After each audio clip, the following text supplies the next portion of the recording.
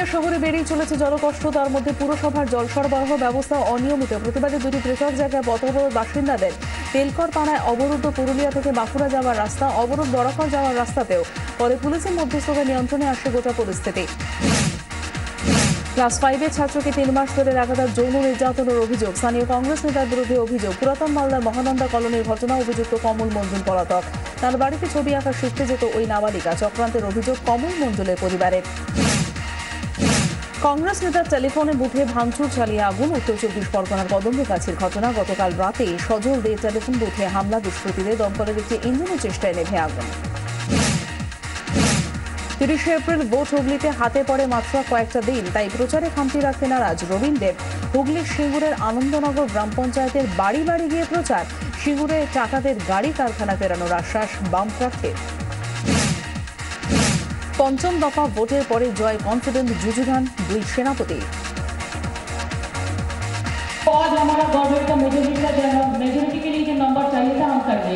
এখন আমাদের লক্ষ্য হচ্ছে 200 ভোট। পঞ্চম দফার ভোটে একেবারে অন্য চেহারায় কেন্দ্রীয় বাহিনী। ভোট শেষে ইভিএম লুঠের চেষ্টা রুখে দেয় সিআরপিএফ। নিয়ম ভাঙার চেষ্টা হলে শাসক দলের সমর্থক এজেন্টদেরও রেয়াত করেনি বাহিনী। ভেঙে দেয় বেআইনি ক্যাম্প অফিসও। তাদের লাঠির ঘায়ে আহত বেশ কয়েকজন। কেন্দ্রীয় বাহিনীর বিরুদ্ধে অতি সক্রিয়তার অভিযোগ। অসুস্থ সুষমা স্বরাজ। বুকে ব্যথা নিয়ে এইমসে ভর্তি বিদেশমন্ত্রী। তার অবস্থা স্থিতিশীল। উদ্বেগের কোনো কারণ নেই জানিয়েছেন চিকিৎসকেরা। তাকে নজরে রেখেছে বিশেষজ্ঞ চিকিৎসকদের একটি দল। রাজদ্রোহের অভিযোগ। উমর খালিদ এবং অনির্বাণ ভট্টাচার্যকে বহিষ্কার জেএনইউ-এর। 10,000 টাকা জরিমানা কানহাইয়া কুমারের। অভ্যন্তরীণ তদন্তের পর শাস্তি ঘোষণা বিশ্ববিদ্যালয় কর্তৃপক্ষের। পুড়ে খাক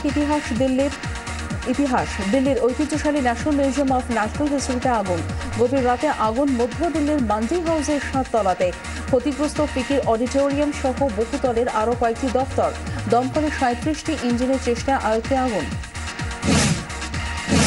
2017 পয়লা জানুয়ারি থেকে বাধ্যতামূলকভাবে মোবাইল ফোনে রাখতে হবে প্যানিক বাটন, জানালেন টেলিকম মন্ত্রী রবিশঙ্কর প্রসাদ। মূলত মহিলাদের নিরাপত্তা সুনিশ্চিত করতে কেন্দ্রের এমন সিদ্ধান্ত। ফের মৌলবাদী হামলা বাংলাদেশে। এবার খুন হলেন বাংলাদেশের একমাত্র এলজিবিটি পত্রিকার সম্পাদক জুলহাজ মান্নান। সমকামী অধিকার রক্ষা আন্দোলনে পরিচিত মুখ মান্নানকে তার ঢাকার ফ্ল্যাটে ঢুকে খুন করে দুষ্কৃতীরা। হামলায় আহত হন তার এক সঙ্গীও।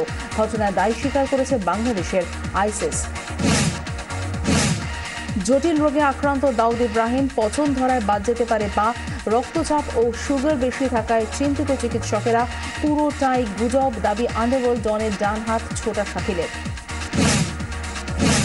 অন্য রিংয়ে মেরি কম। রাজ্যসভার সাংসদ হিসেবে শপথ গ্রহণ। লন্ডন অলিম্পিকে ব্রোঞ্জ পদকজয়ী বক্সারকে শপথ বাক্য পাঠ করান রাজ্যসভার স্পিকার হামিদ আনসারি। একই সঙ্গে শপথ গ্রহণ সুব্রমণ্যম স্বামী। 90 কেজি ওজনের এই ভাল্লুককে নিয়ে নাজেহাল নিউ ইয়র্কের স্কটল্যান্ডের পরিবেশ সংরক্ষণ বিভাগ। এই নিয়ে দুবার সবার চোখে ধুলো দিয়ে পালালো সে। এক স্থানীয় বাসিন্দার গাড়ির সামনে চলে আসাতে পুলিশে খবর দেন তিনি। ততক্ষণে গাছের মগডালে উঠে গেছে ভাল্লুকটি। শেষ পর্যন্ত ঘুম পারেনি। গুলি দিয়ে বাগে আনা হয় ভাল্লুকটিকে।